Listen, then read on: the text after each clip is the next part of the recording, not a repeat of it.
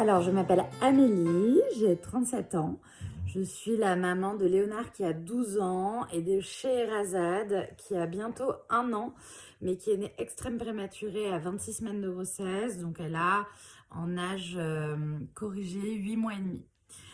Voilà, et je suis en couple avec le papa de Scheherazade qui s'appelle Hamza et qui a 31 ans. Alors, ce que je faisais dans la vie, c'est que j'étais directrice de la communication d'une grosse marque de cosmétiques. J'ai dû tout mettre sur pause pour m'occuper de ma fille qui est née extrême prématurée. Donc, je reste avec elle parce qu'elle a pas mal de soins, elle a un système immunitaire fragile, donc je m'occupe d'elle. En parallèle, je suis influenceuse sur Instagram où je parle de mon quotidien de maman et de femme et où ça m'intéresse de questionner un peu les injonctions qu'on fait aux mamans aujourd'hui dans nos sociétés. Et en parallèle, je crée ma marque Aller l'amour, qui va être une marque pour déclarer, porter, partager son amour, et qui va être une marque solidaire en fait. L'enjeu de cette marque, c'est surtout de reverser de l'argent à des associations qui viennent en aide aux enfants et aux bébés hospitalisés. Donc ma dernière grossesse n'est pas passée exactement comme prévu. Tout allait bien au début, aucune alerte, aucune inquiétude. Et puis à la moitié de la grossesse, pile à 22 semaines, je me suis mise à perdre beaucoup de sang, à avoir des contractions. On ne sait pas par quoi ça a été provoqué, mais j'étais hospitalisée en urgence à l'hôpital et on a découvert qu'il y avait un hématome dans mon ventre, si bien que j'avais une menace d'accouchement prématuré. J'étais hospitalisée 1 mois en grossesse patho, avant d'accoucher à 26 semaines de grossesse. C'est très très tôt. Il faut savoir que le seuil de viabilité des bébés, c'est 24 semaines et qu'avant 28 semaines, la survie est quand même très très dure.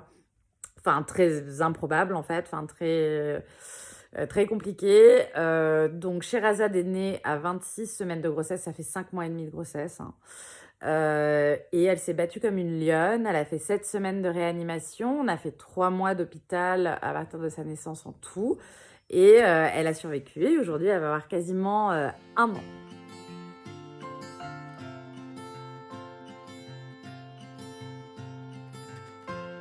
Donc, Sherazade est née effectivement à 26 semaines.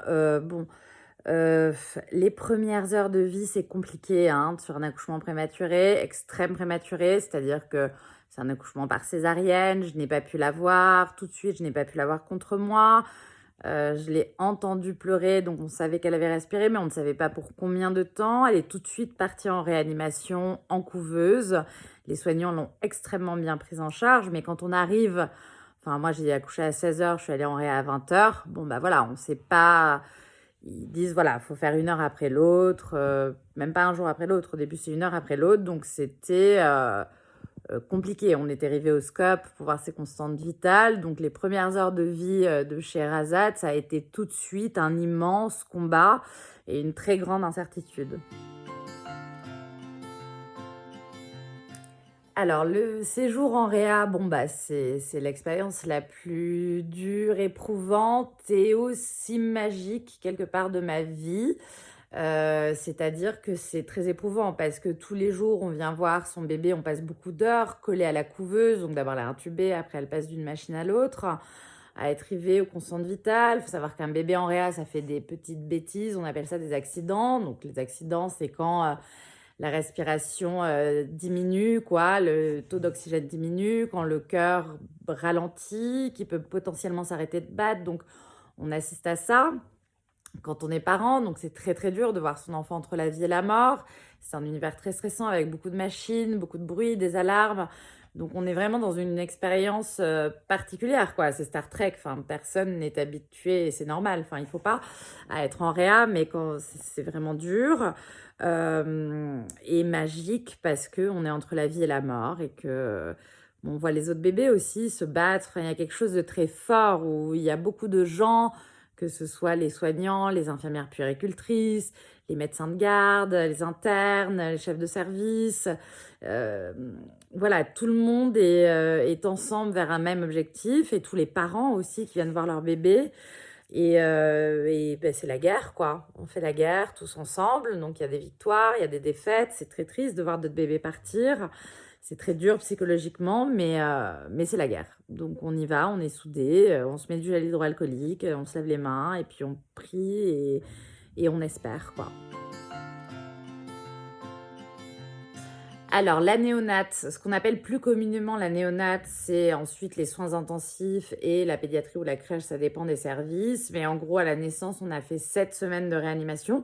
La réanimation est dans la néonatologie, mais on est vraiment sur quelque chose qui est très intense, enfin très incertain, parce qu'en fait, tant que le bébé est en réanimation, le pronostic vital est engagé. On a fait 7 semaines de réanimation. Et ensuite, on est passé en soins intensifs pendant 3-4 semaines, puis encore 3-4 semaines de pédiatrie où le bébé est surveillé, mais où on peut être un peu plus proche de lui, passer plus de temps. Et c'est là notamment où j'ai pu avoir une chambre mère-enfant pour mettre en place un allaitement avant la sortie d'hôpital. Psychologiquement, comment on se sent, c'est compliqué. C'est-à-dire qu'on se sent dévasté, c'est extrêmement dur. Moi, juste après l'accouchement, j'ai eu 2 jours où je ne savais plus trop comment sortir de mon immense chagrin et de mon immense peur de perdre mon bébé qui se battait entre la vie et la mort. Et puis à un moment, on décide de se battre. C'est-à-dire qu'au bout d'un moment, on bascule et qu'on devient des machines avec un rythme hyper soutenu, précis, la même journée qui se répète toujours, regarder le scope, regarder les constantes vitales, essayer de comprendre ce qui se passe, parler avec les médecins, se projeter une heure après l'autre, un jour après l'autre, aller voir son bébé, lui raconter des histoires, lui chanter des chansons, faire des pots à pot. Voilà, c'est extrêmement éprouvant et, euh, et ça va forcément laisser des traces. Mais psychologiquement, sur le moment, en fait, c'est très dur, mais après, on décide de se battre. C'est peut-être l'après qui est un peu plus compliqué à gérer quand on sort de l'hôpital et que tout est censé aller bien. Comment est-ce qu'on fait pour gérer le traumatisme, entre guillemets, de la réa? C'est-à-dire comment on fait pour se dire, bon, bah ça y est, mon bébé est en vie, je n'ai plus besoin d'un scope pour savoir qu'il est en train de respirer et que son cœur est en train de battre.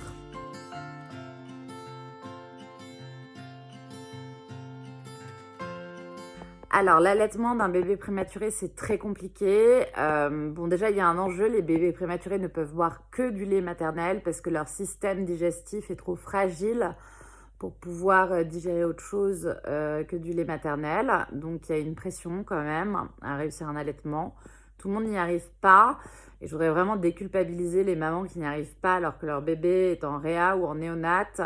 Même si c'est important que le bébé prenne du lait maternel, c'est très très dur de mettre un allaitement en place quand on est dans une situation de stress extrême, à ne pas savoir si son bébé va vivre ou pas avec des machines du monde tout le temps, etc. Donc comment on met en place? En étant bien accompagné en fait. Moi j'ai eu la chance d'avoir une conseillère en lactation dans l'area où j'étais qui était vraiment très bien et qui m'a vraiment accompagnée et qui m'a aidée à mettre en place un planning, à tirer mon lait toutes les 2 heures, à trouver le bon tire-lait, à mettre le réveil entre 4 heures et 5 heures du matin la nuit pour choper le pic de lactation, à ne pas me déprimer quand au début j'avais à peine 20 millilitres et que je voyais d'autres nanas avec des biberons remplis. Voilà. Avec de la ténacité, de la rigueur, ça marche. Avec aussi le fait d'essayer de prendre du temps pour soi, c'est très très dur quand son bébé est en réa, hein, on va pas se faire des spas, mais s'accorder 4 à 5 heures de sommeil d'affilée, c'est important aussi pour que la lactation se mette en place. Et puis voilà, tous les compléments alimentaires, enfin boire du fenouil, des trucs au fenouil et tout ça, c'est hyper important. Mais comment est-ce que ça marche, un allaitement d'un bébé prématuré? C'est compliqué. Et c'est propre à chacune. Pour moi, ce qui a marché, c'est que j'ai eu j'ai décidé à un moment que je le ferais, que rien ne pourrait m'arrêter parce que j'étais tellement malheureuse de cet accouchement prématuré, que mon bébé soit entre la vie et la mort, que j'ai l'impression que c'est ce que je pouvais faire pour la sauver quelque part, mais pour réparer un peu ce qui s'était passé. Donc, qu'il pleuve, qu'il vente, qu'il neige, quoi qu'il se passe, j'allais allaiter, quoi. Je tirais mon lait, même quand le scope dévissait, même quand Sherazade était transfusée, même si on ne savait pas si on allait l'opérer du cœur ou pas, je tirais mon lait sans savoir si elle pourrait le boire, si elle serait encore en vie dans quelques heures pour le boire. Mais c'était ma manière de me mettre dans... Ça va marcher, il faut que ça marche, je tire mon lait, de toute façon elle le boira et elle vivra.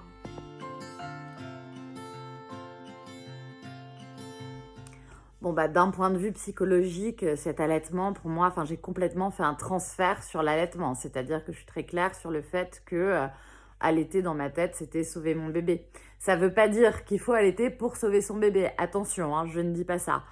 Moi, personnellement, après 2 jours où je pensais que je n'arriverais même pas à me lever le matin, marcher pour aller voir ma fille, et cetera, j'ai décidé d'allaiter. Je m'y suis rentrée en allaitement, quoi. Je fais l'allaitement comme on fait la guerre, c'est-à-dire que je voulais allaiter, je voulais retrouver un lien avec Sherazade. Et la première fois qu'on l'a mise au sein, elle avait 1 mois de vie, elle pesait à peine 1 kilo. Je peux vous dire que quand elle a pris mon téton dans sa bouche, ça a été un moment extrêmement émouvant. C'est-à-dire que là, j'ai compris qu'elle s'en sortirait. C'est-à-dire que j'ai compris, elle faisait un petit mouvement de succion qui n'était pas du tout efficace et qui n'a pas pu se nourrir pendant très longtemps au sein, même si je l'ai mise pendant longtemps pour l'habituer. Mais c'est là où j'ai compris que mon bébé allait vivre, en fait. Parce qu'elle avait envie de vivre, ça se voyait. Et donc, du coup, encore maintenant, quand j'en parle, je suis très, très émue. Mais oui, pour moi, psychologiquement, et pour elle aussi, je pense, cet allaitement a été très important.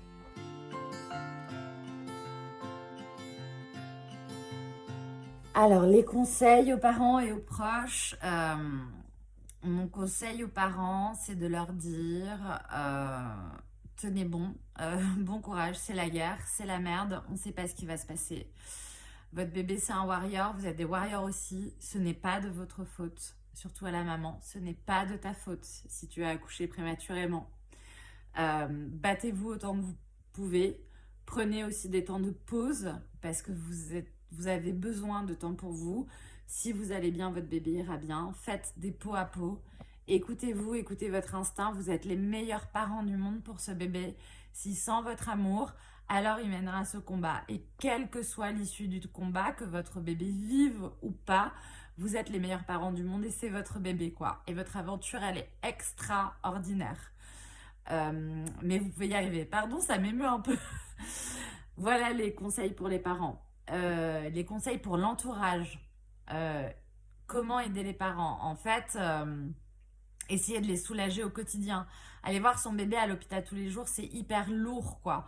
Ça prend beaucoup de temps. S'il y a d'autres enfants à gérer, proposez de garder les autres enfants. Venez faire le ménage chez eux. Venez leur faire à manger. Il faut que la maman mange hyper bien, surtout si elle décide d'allaiter. Elle n'a pas le temps de faire à manger. Elle est déjà détruite, quoi.